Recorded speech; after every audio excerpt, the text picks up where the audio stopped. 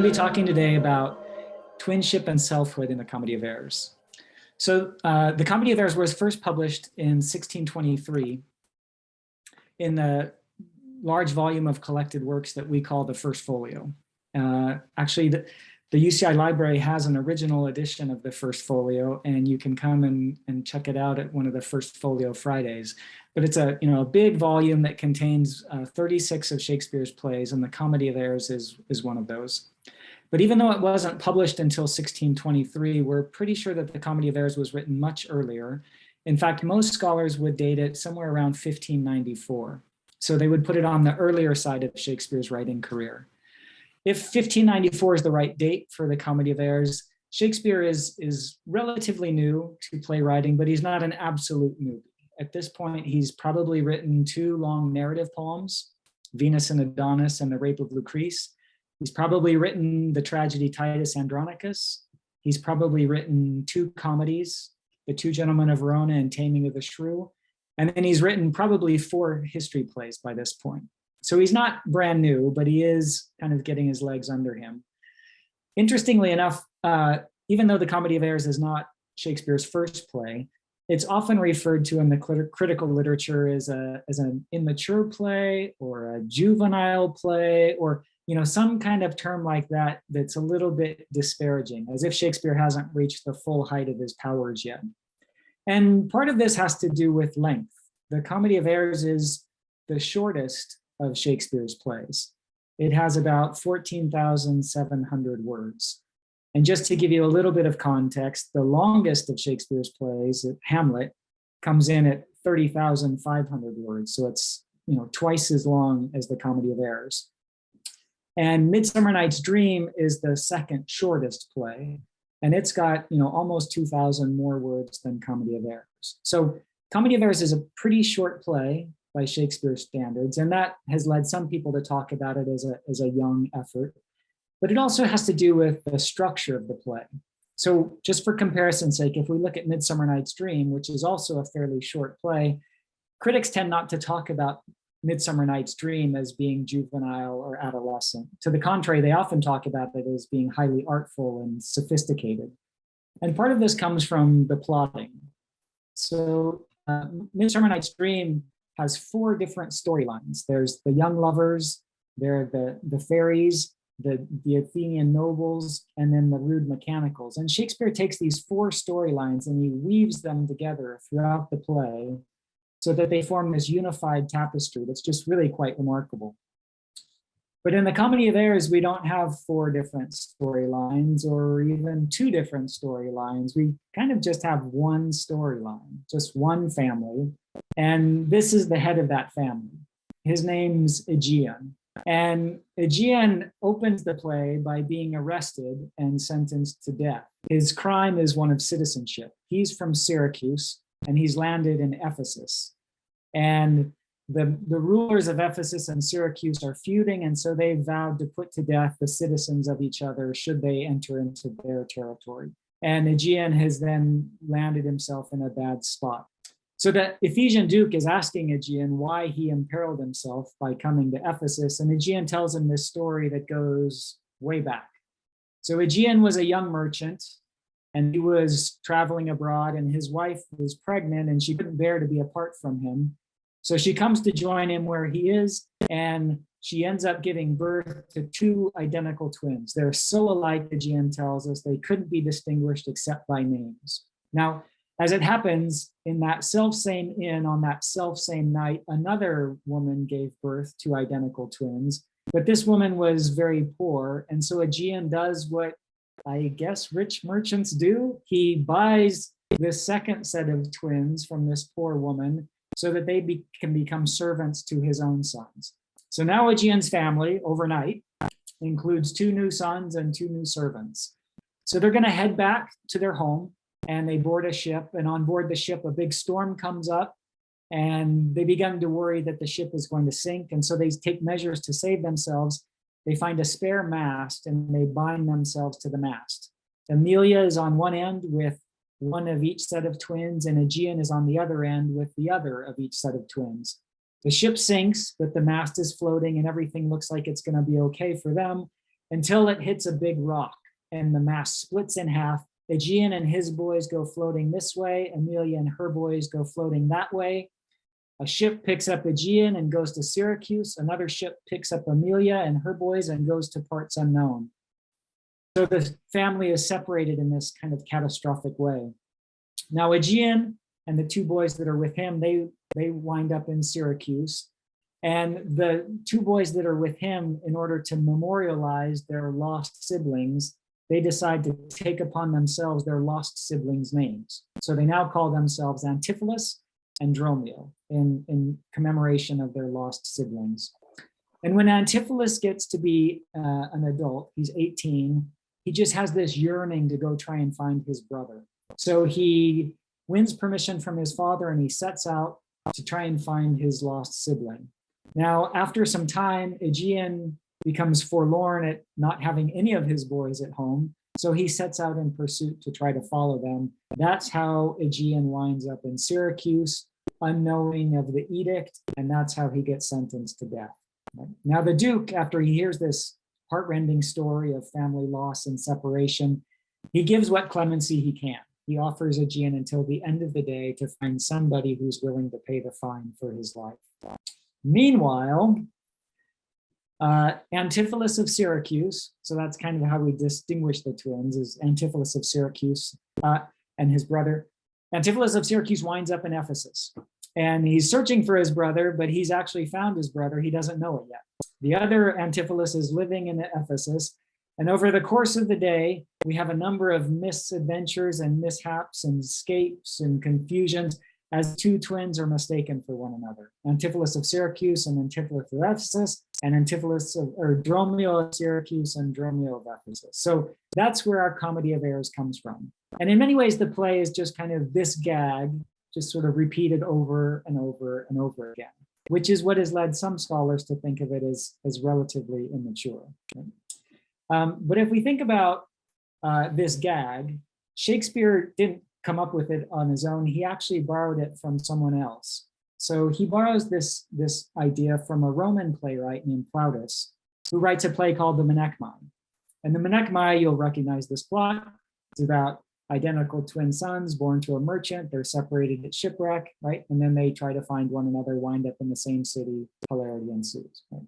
So Shakespeare kind of takes wholesale this plot from Plautus and just repurposes it. But we might also note that Shakespeare does innovate a little bit on the theme in that he decides to introduce two sets of twins. Right? So in the Menechmi, we just have one set of identical twins, but Shakespeare doubles that with this set of servant twins.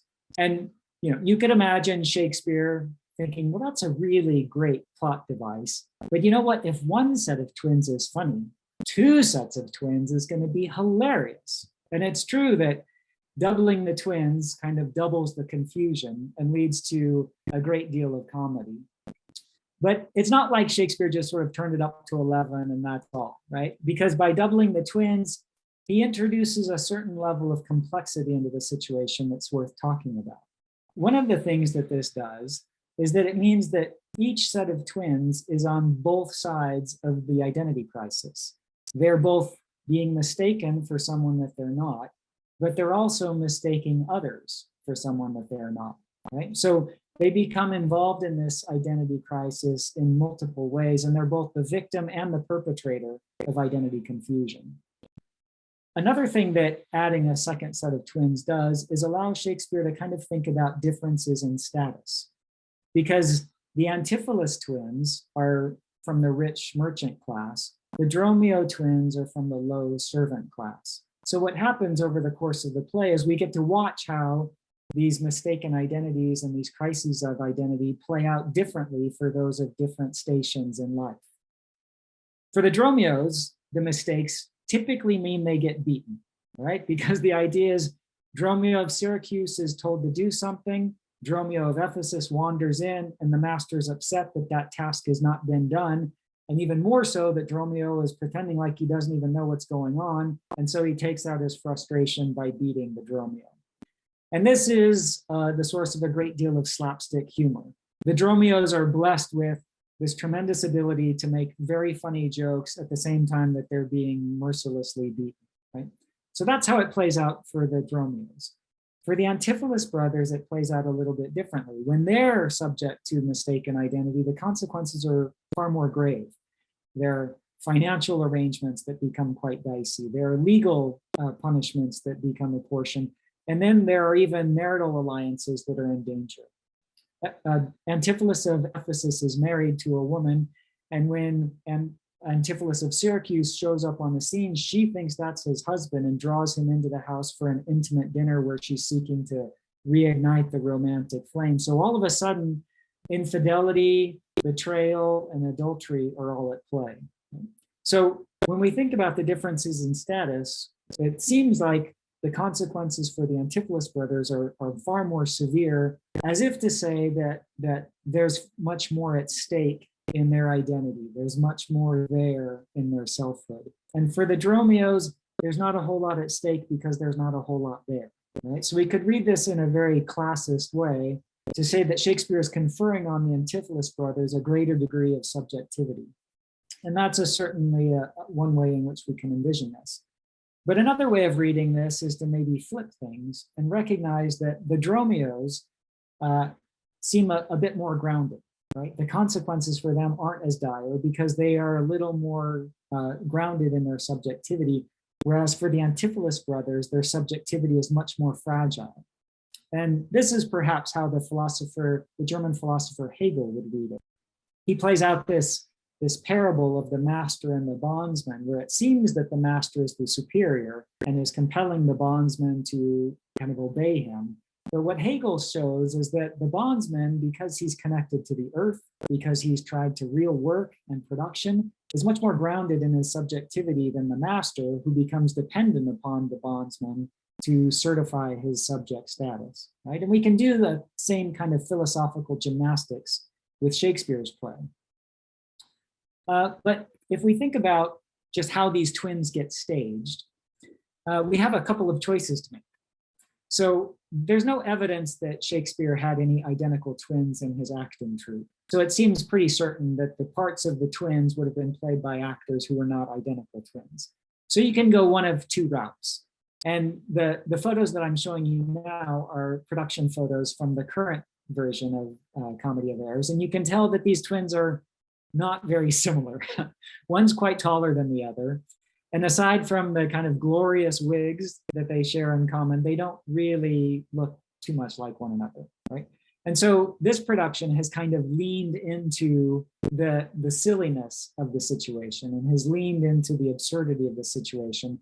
And that certainly offers a degree of pleasure. One of the pleasures that it offers is that we as audience members are always in the know. We enjoy a position of superiority vis-a-vis this confusion, that we watch the characters on stage being confused and befuddled, but we as the audience are kind of above it. We're apart from it. We don't experience that same confusion. So there's certainly a pleasure to be had in that. And it certainly amplifies the silliness when we see two actors who don't resemble one another being confused as if they were identical twins. But if we go back to that production that Julie and I talked about earlier, in the inaugural season of the New Swan Shakespeare Festival, the Dromios were staged differently. If you notice, they used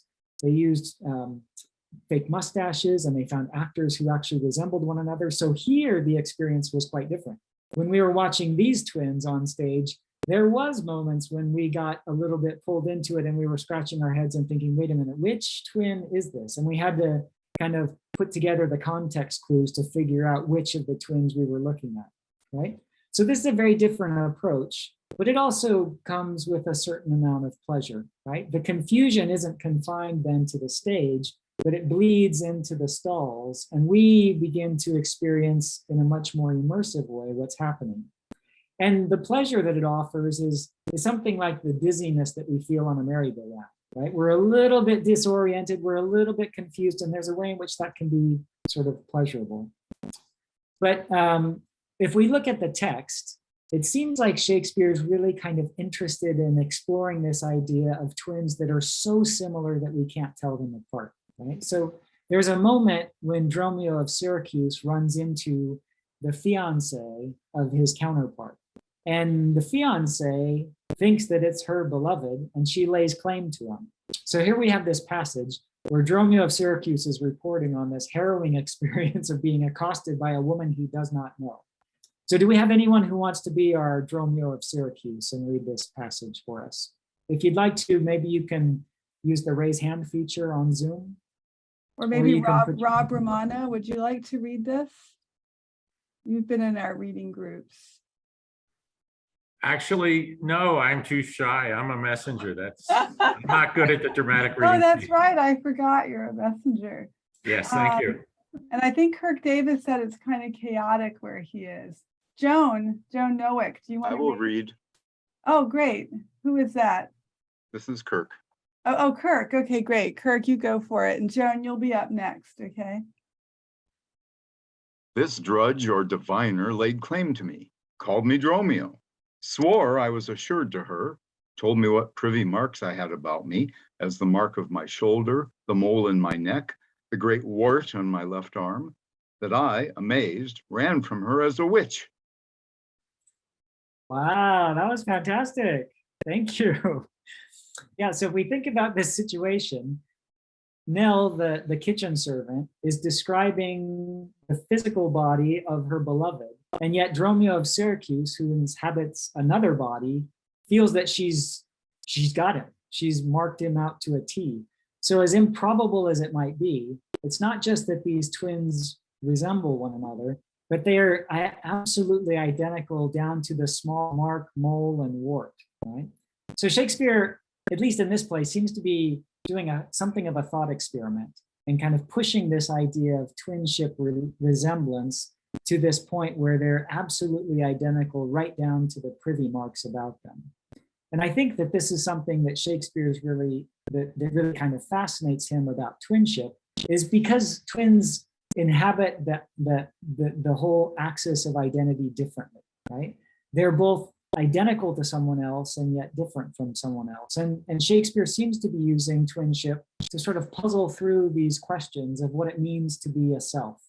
Usually we think of that in terms of individuality and uniqueness, the things that are distinctive about us that differentiate us from everyone else. But with twins, we kind of get this puzzle. What if there isn't really anything physically distinctive or unique about you?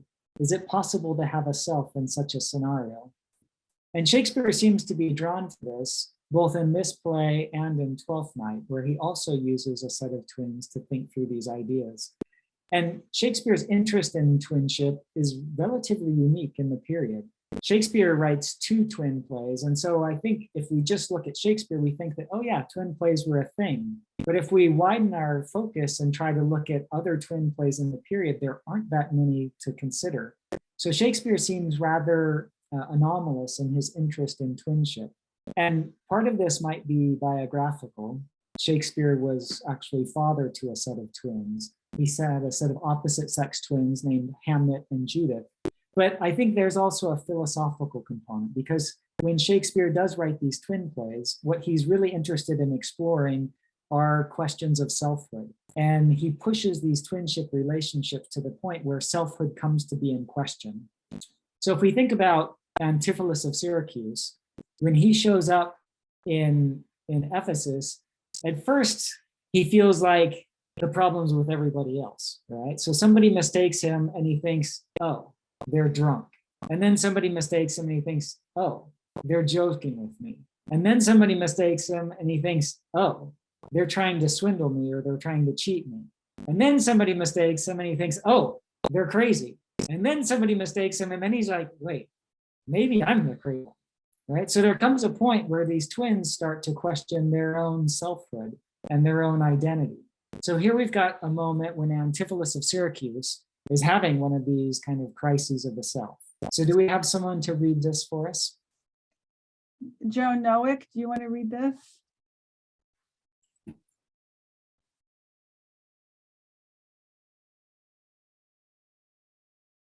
Or Katie Mastro. Hi, Katie, do you want to read?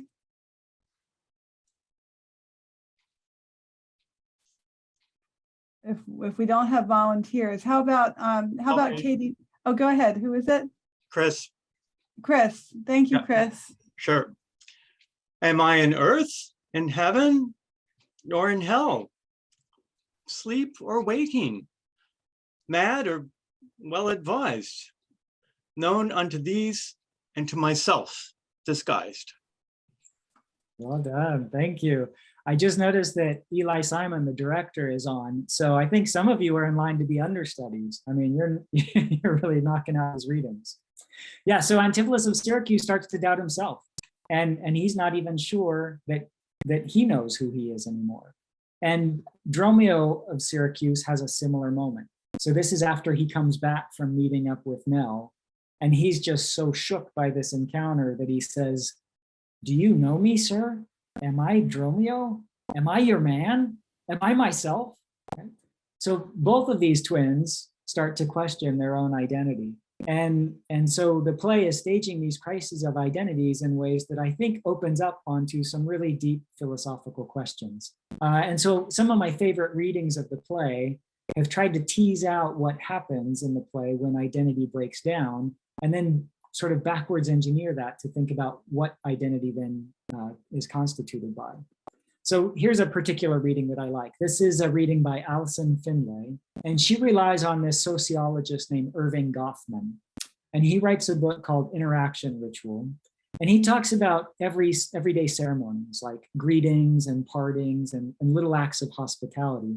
And he talks about them as a form of social glue that binds us to one another and fixes us in our place. And so they seem trivial and they seem relatively insignificant, but Goffman's premise is that no, these are the kinds of things that really sort of put us in a solid situation so that we know who we are, we know where we belong. And so Finlay takes Goffman's ideas and she transports it over to Comedy of Errors, and she shows how the breakdown in these social ceremonies, the idea that our greetings are misdirected, the idea that our acts of hospitality don't get completed, that these little breakdowns in social ceremonies lead to a complete breakdown in selfhood, so that Dromio and Antipholus no longer know who they are.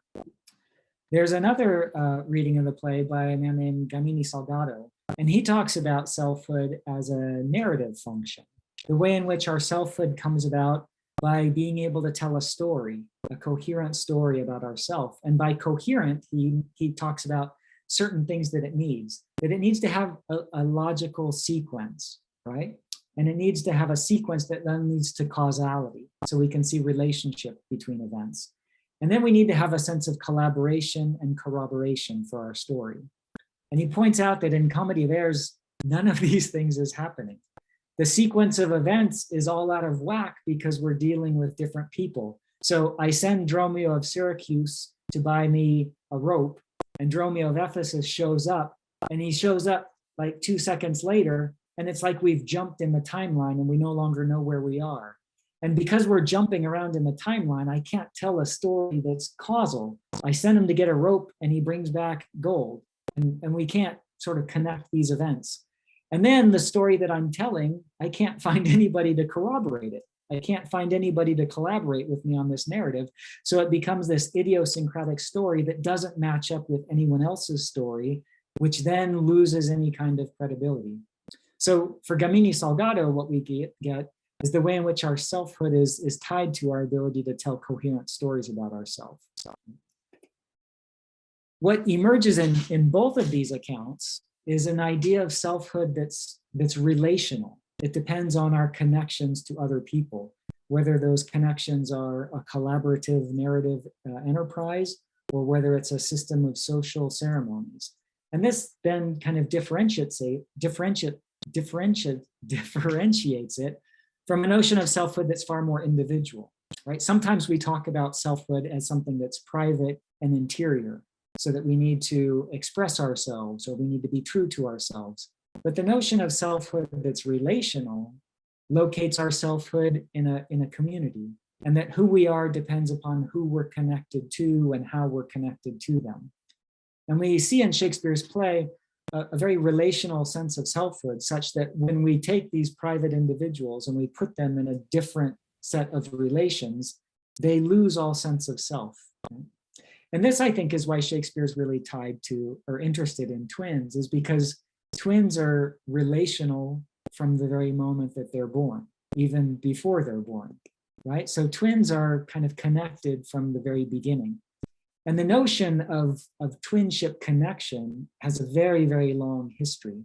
We could perhaps go back to Plato's Symposium, where one of the characters, named Aristophanes, tells this kind of story of humans. And he tells the story that originally we were a compound. There were two of us connected. There were kind of male-male dyads, and there were male-female and female-female. And we were so complete and so happy in our dyadic unions that the gods became jealous. And so they cut us in half and sent us down to this earth where we were split apart. And we spend our life trying to find our other half, trying to reunite, right? So the twin relation seems to court this idea of these two individuals that lucked out. They didn't get separated at birth, but they actually got to come down together, and so they get to stay together, right? And then we also have notions of twins as having a kind of mystical connection. So, certainly there are stories like Isis and Osiris, or Apollo and Artemis, or Castor and Pollux. We have all kinds of mythical twins that have this very abiding connection to one another. And then this plays out in fiction in stories like The Corsican Brothers. This is a novel by Alexandre Dumas about two twins that have such a sympathetic link that they feel one another's pain, right? And this book has been remade into, by last count, something like 20 different movie versions. So the idea certainly has an appeal. And even as parents of twins, Liz and I are constantly feeling about twin telepathy. Do our twins, do they have a sense when their brother is in danger? Or, do they have a connection where they sort of don't have to use words to communicate with one another, right? So twins represents this kind of really tight relationship. And if we're thinking about identity and selfhood in relational terms, twins seem to have this tremendous advantage over everyone else.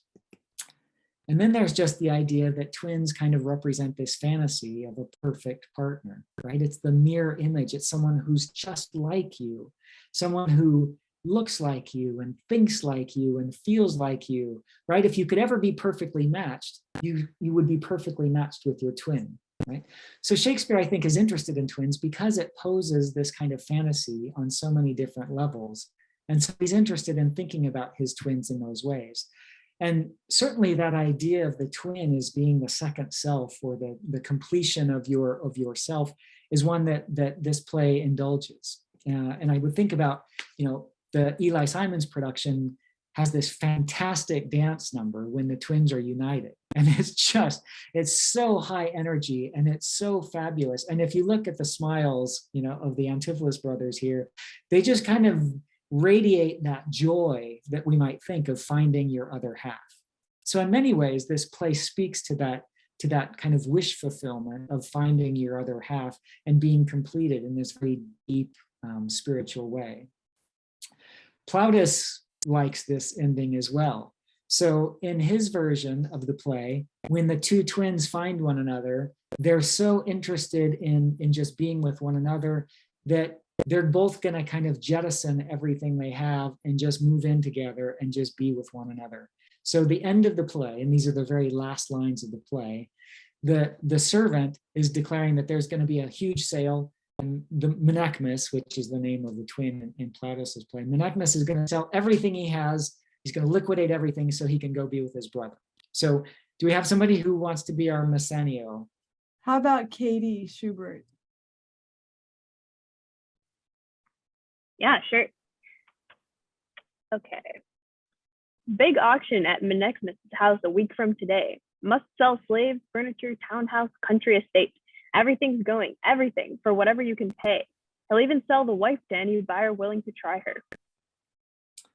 So Menechmus is going to sell his wife to go be with his brother, right? So we get this idea that the twinship bond is so close that not even marriage is going to get in the way. And Plautus ends his play with this sexist joke that certainly would have elicited a laugh in Shakespeare's stage. But what's interesting to me is that Shakespeare doesn't go this route. In fact, at the end of his play, instead of having the Antipholus brothers come together, he actually tells them to stand apart. The Duke is getting confused as to who is who. And so he says, stand apart to prevent further confusion. So instead of having the Antipholus brothers join one another, they are actually pushed apart. And when they're pushed apart, who they end up standing next to is their wife, right? So this is another thing that Shakespeare does in his play that's a little different. Antipholus of Syracuse has a love interest. So we have two brides for these two brothers. So whereas in Plautus's play, only one of the twins is married and he's going to shirk off that spouse in order to be with his twin, in Shakespeare's play, both of the twins now have a romantic partner, and both of them are going to pair up in marital unions rather than in the twinship union. Right? So what we get at the end of Shakespeare's play is a competing form of alliance, a competing form of relation that stands in opposition to the twinship relation. So we have twinship on the one side and we have marriage on the other. And in some ways they're fairly evenly matched because both of them are conceived of in the Renaissance as a kind of two-in-one relationship. So twinship are two persons with one form, right? So the quote below from Orsino in Twelfth Night, when he encounters the twins together, he's looking at one to the other and he says, wait, one face, one voice, one habit, and two persons. It's a kind of mathematical quandary. Well, we get a similar type of quandary when we think of marriage, because the prevailing paradigm of marriage in Shakespeare's day is that of two people who are one flesh. And this comes originally from the book of Genesis, where we learn that the husband is supposed to leave his mother and father and cleave to his wife, and they twain shall be one flesh.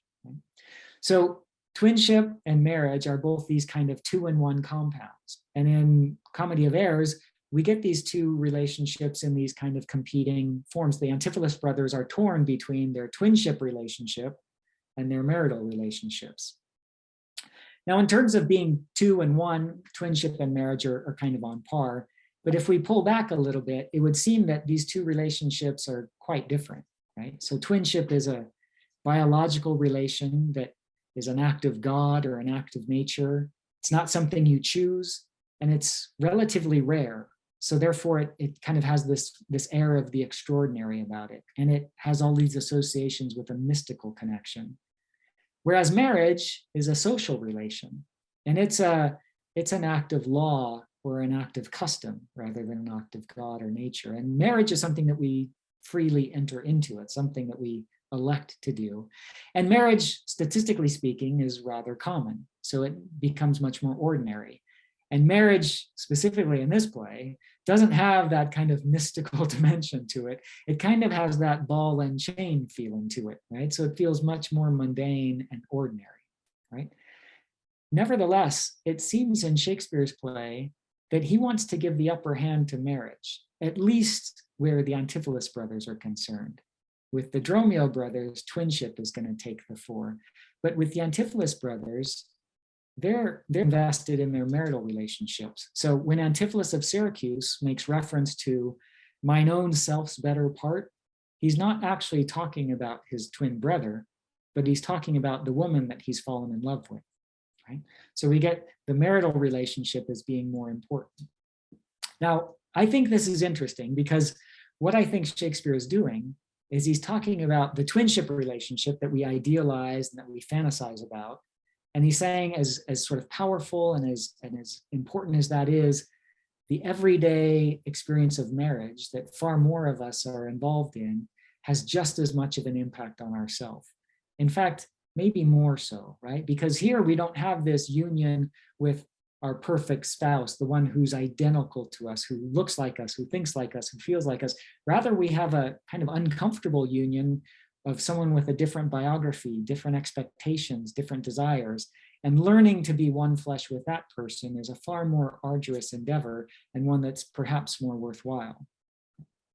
But by way of conclusion, let me just say that, we've sort of gone down the rabbit hole in terms of selfhood, but it's not necessary at all. In fact, you can just surrender to the joyfulness of this play, as Antipholus of Ephesus is doing at this moment, and you can just take pleasure in the hilarity, in the confusion, in the fun.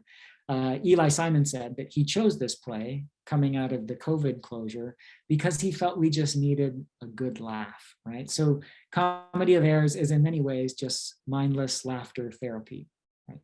But it's also to say that if you want to, you can really think about what's happening in the play, and you can subject it to fairly significant philosophical scrutiny. And when you do that, your eyes might be opened and you might see some things that might just blow your mind. So that's my little primer for you on Comedy of Errors. And I believe we have some time for questions. Wow, that was so great. Let me unpin you first of all. Let's see, maybe how do I remove Chelsea or Katie, can you see how to remove him from the spotlight? I think, yeah. There we go. Good. So I have you on gallery view now. That was marvelous. I love the way you incorporated the beautiful shots from our amazing production. I do want to acknowledge Eli Simon, who's here with us today. You really used those beautifully to illustrate what's special and fun and beautiful about our production, while also bringing out these really fascinating philosophical levels and layers in a play that's often undervalued and really has a lot going on in it. We have time for some questions from people, including any response that Eli might want to make, or anyone else here who would like to ask a question of Kent or of Eli, or just share your own thoughts about the play or anything you'd like to discuss. And you can use the raise hand function if you know how to do that, or you can kind of wave at us, but we might miss you because there's a lot of people here.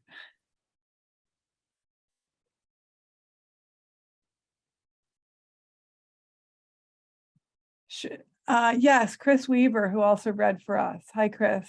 Yeah, hi. I was really fascinated by some of the comments about at the end, about the competing demands of marriage and kinship, which of course creates all kinds of trouble in all kinds of different ways.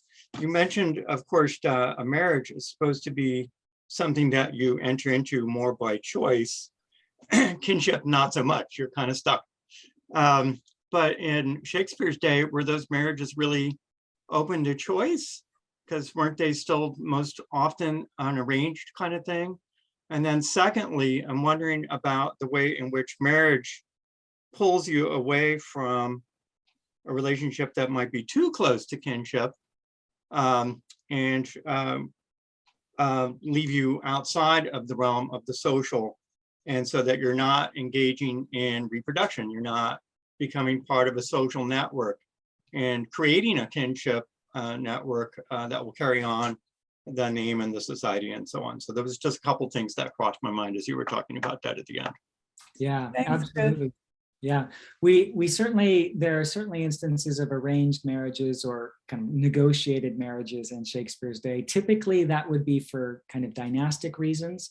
And so it would generally only apply to the most wealthy or the most elite members of society. The marriages that we get in Comedy of Errors seem to be much more elective, right? So Antipholus of Syracuse, when he sees Luciana, he doesn't bargain with anybody, or he doesn't need to consider class standing or status. He just pursues her. Right? And with regard to marriage pulling us away, that's a very interesting idea, because it is true that the marriages seem to be separating the Antipholus brothers from one another. They actually don't have any words to say to one another in the entire play. However, their marriages do seem to be social spaces, in the sense that the very first time we see Antipholus of Ephesus, he's coming home to have dinner with his wife, and he has brought a number of other craftsmen and merchants with him. So the domestic space becomes another type of sociality. Yeah. Fascinating. Eve Fudge, lovely to have you back. It's lovely. This is such fun. My question is, we have two sets of twins who've been raised in separate environments by different, completely separate parenting styles, influences, possibly education, everything like that. Would Shakespeare in any way have been toying with the idea of nature versus nurture? In other words, do you see parallels in their personalities, parallels in their inclinations? Or have we gone too deep with that already with our modern tendencies? Yeah, I mean, that is certainly, one of the things that twinship really fascinates us is because they seem to offer us a window into that nature versus nurture debate. So there are all kinds of scientific studies that use identical twins to consider these notions. And meta-analysis of all of these studies shows that it's about half and half, that about half of the effects that are studied tend to show a nature component and about half show a nurture component. So it's really interesting that we've got all this data and yet we're still kind of stuck in the middle and don't really know which way it will go. Yeah, I think that Shakespeare, when he's thinking about the twinship, it seems to be much more a function of nature, that these twins seem to have a kind of natural affinity for one another, specifically in the case of the Dromios. And when he thinks about differences between twins, it seems to be along gender lines. So in Twelfth Night, we have Viola and Sebastian, and they're identical, or they're twins, but because of the gender difference between the two, they sort of take very separate paths. But when it comes to identical twins that are the same gender, Shakespeare seems to think of them as being kind of cut from the same cloth. And so the difference in their upbringing doesn't seem to have too much of an effect on them. One of the things that's interesting about the play is that even though one is raised in Syracuse and one is raised in Ephesus, they don't seem to have any kind of regional dialect, so that their voices are and it's almost like a kind of Star Trek fantasy of just like everybody speaks the same language. So there does seem to be this idea that the twins, just by virtue of their twinship, are going to end up on a similar course, regardless of nurture. They do seem to be a little different though, because Antipholus of Syracuse really is like from a romantic comedy, and Antipholus of Ephesus is more from a domestic comedy. Maybe it's because one has already been married, and so they've become cynical and, kind of aware of all the difficulties and challenges of marriage. And the other one, although they're the same age, is falling in love for the first time and is still very, open-eyed about the possibilities. But I do feel like Shakespeare kind of draws them from these two different types of play, and that allows them to be a little bit different as characters, even while they look alike. That's just my thinking about it. Yeah. Kirk, you had Kirk and then Wendy. Yeah, thank you, Professor Lehnhof, for a great, wonderful, fun presentation. I'm a little disturbed about this stuff about early plays. I'm looking at the Royal Shakespeare Company website, and they list The Taming of the Shrew at 1592. They're listing Richard III at 1592 or 1594 after the plague. And of course, they list Comedy of Errors as 1594. Well, I don't know, because I've not yet had a chance to study it in depth, but for my money, neither Richard III nor The Taming of the Shrew are simple plays. They may have been early plays. I don't understand this immature label, because those two plays, I think, are very, very mature works, amazingly so, right? If you're an Oxfordian, amazingly so. But I don't know if you want to comment on that, but I think that critics or professors are a little too hasty when they call these early works lesser, because I think Taming of the Shrew and Richard III have a ton of stuff in them. And I'll bet this one does too when I have a chance to study it. Yeah, and that's what I am hoping to have shown, that this play has some real philosophical substance to it. Just, the two plays that typically get talked about as being early or immature are Comedy of Errors and Titus Andronicus, which is an early tragedy that's really spectacularly bloody. And so people will talk about those plays as being early, but I think you're right that scholars who have really subjected these plays to a kind of rigorous scrutiny have found that there's a lot there to them, that they are substantial and can speak to us. Yeah, I agree. And there's so much technical skill in Comedy of Errors, putting together several different source texts and something which is really quite a bit more resonant and complex than the Menechmi is. Not that the Menechmi is a bad play, but you can see Shakespeare's kind of inventiveness as a playwright, which really is like a shipwright, as a constructor this experience, this thing, this moving process. It's really kind of dazzling. Wendy, and I just want to introduce Wendy. She's from UCI Libraries. She's behind the First Folio Fridays in many ways. Very important partner for us, and she loves the new Swan. You know how much I love I love you and Eli, everyone. Thank you so much. Thank you. And thank you, Professor Lehnhof, for your wonderful presentation. You mentioned kind of the philosophical aspect of this play. And can you speak to maybe like the idea? I'm fascinated by this idea of identity coming through mirroring, right? That's kind of the modern philosophical thought around therapy, right? Is that there's someone to reflect back on the things that you shared about your life to help you find your own identity, find your own kind of path in life. But here in the twin situation, it's a physical manifestation. There's somebody literally here to mirror back to you. And I think oftentimes in marriage relationships, these soulmates, right, is another kind of physical manifestation of someone who kind of mirrors back your own likeness in a way. Do you think that was kind of intentional too, that whether it's by nature in the case of a twin, a sibling, or in the case of choice, again, this choice may be a bit difficult to identify in this time, but through marriage, finding your own likeness is, I don't know, I don't know where I'm going with it, but I'm fascinated by that.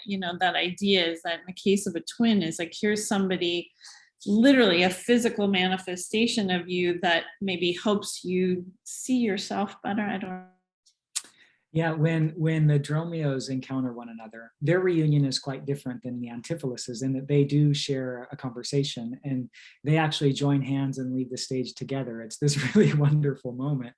And when one of the Dromios, when Dromio of Syracuse meets up with his brother, he says, "I see by you that I am a fair-faced youth." Right? So he's like, "Oh, you've given me knowledge of myself. I'm a quite handsome young man based on, what I'm seeing in you." And there's another moment when Antiphilus talks of Dromio and he refers to him as the mirror of my nativity. So the idea that they were born the same day, somehow that kind of confirms Antiphilus's birth because he has someone else who was born the same time. So yeah, there is this idea that our sense of self kind of depends upon the idea of ourself that gets reflected back to us by other people. And and Adriana, when she's talking about the marital relationship, she's going to talk about it in very much that same way. She's going to talk about how they're so interconnected that if Antiphilus of Ephesus does something bad, that he has kind of corrupted her in the process. And there's this idea that we kind of need that kind of transference in order to really understand ourselves. That's great. We have a question here for Eli Simon from Eve Fudge about specific artistic choices, to whether the actors should have markedly different or similar accents and mannerisms. Do you want to comment on how you dealt with the whole similarity and difference issue in this wonderful production? Okay, sure. First of all, thank you so much, Kent, for a really brilliant treatise on the play. I mean, I was listening to it and it was fascinating to think about the twins in light of everything that you illustrated. It was such a huge question, right? I mean, the whole play is really about the twins. So everything goes back to casting. And as Julia pointed out, we have a set of twins that look very much alike, as you might expect, and those are our antiphili, and then the Dromios don't look anything like each other, really. I mean, I expected they would look a little bit more similar than they wound up looking. I thought we'd probably put boots on Gio, our shorter Dromio, and lift him up a bit, but they do so much dancing he couldn't wear boots. So he's just the height he is. And they're quite different. But you make that funny. I mean, well, you have to embrace it, right? Right. And so one of the things we decided was not to put them, they have the same costume in design, in cut, but not in color. They have the same hat, which it wasn't reflected in these photos because we took the photos before we added the hats. At the photo shoot, we realized we needed to pull them together a little bit more. So they have the same wig, they have the same hat, they have the same outfit, different colors. But yes, in rehearsal, they paid attention to each other. And that was the gist of my instruction to them. Watch each other and steal things from each other. So they began to do that. And you'll notice in the play that first you'll see our tall Dromio, Abel, kind of lift up his leg and scratch it as though to think. That's his thinking gesture, his psychological gesture. And Gio, our short Dromio, picked that up and started doing that throughout the play. So that was a mannerism that I didn't direct into the play, but they picked up from each other and exploited to good fun. At the end of the play, they do it together and the house falls apart. It's a very interesting moment. They just do that scratch of the leg and think, and then shake their hair, and everybody just falls down laughing. So there is something also having, and I don't think there's as much of that with our antipholi actually as there is, physically speaking, as there is in the play with our Dromios. However, they are given a lot of conjoining physicality through the dance. And they have dance moves, they have dances that are very closely synced and therefore physical mannerisms that connect them. So Great. it's ongoing. They're still finding things in each other and stealing little moments. It's so wonderful to see it continue to develop. Yeah, and Eli, the actors don't have regional dialects, but there is a sound cue that kind of distinguishes them. I don't know if you wanted to speak a little bit about the disco funk aesthetic. I thought that was very clever. Well, the idea is that they were intended to be a boy band, and they were a boy band, the four of them. They were separated when young, and so the twins from the boys from Ephesus are steeped in disco, and Ephesus is itself a disco town. And really, the boys from Syracuse are funk masters, right? And disco is really, in my view, disco is nothing without funk. So it just is shallow and kind of surfacey, but when you add that funk beat, you get that great kind of Earth, Wind, and Fire vibe, which is one of my favorite bands. So I thought that we just leave, the intros for them and their music either in funk or in disco. And then at the end of the play, we have this disco funk fusion where everything kind of comes together. It's really that simple. But to execute that was really quite a feat, involving original music, choreography, and a lot more.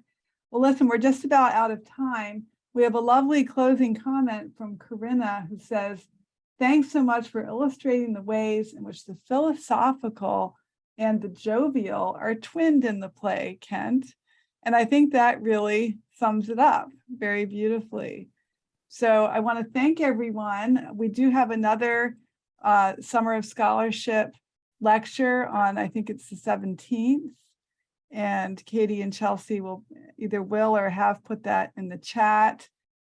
We also have our Shakespeare weekend in person, August 20th and 21st. We have First Folio Friday, August 19th, although Wendy, it's apparently waiting list only at this point. We're trying to accommodate as many people as possible. So if we end up having to live stream and then invite guests, we're also, we've had the little curveball of indoor masking. So, we're doing what we can, and we hope everyone will be patient, but still try and view it in any way possible. We're Fantastic. looking forward to having everyone and anyone who's able to come.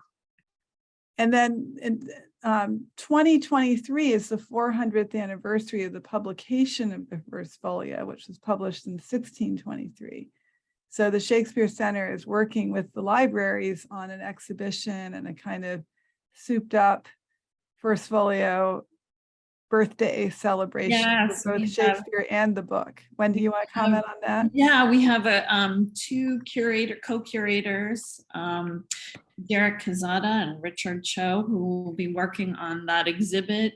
And we're hoping to feature a bit more than, others have seen from Dr. Patrick Hanratty, who is the late alumnus, who gifted his copy of the folio to UCI around 1986. So very grateful for that gift, and also for the gift of his oral history, which shared the background on how he came to gift it to UCI.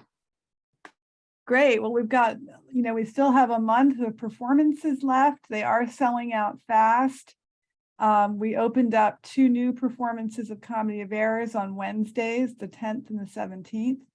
So if you were trying to get tickets and couldn't, tickets that you like, you may be able to still get them on one of those 2 dates. There are still seats for Pericles. Pericles is a hidden treasure.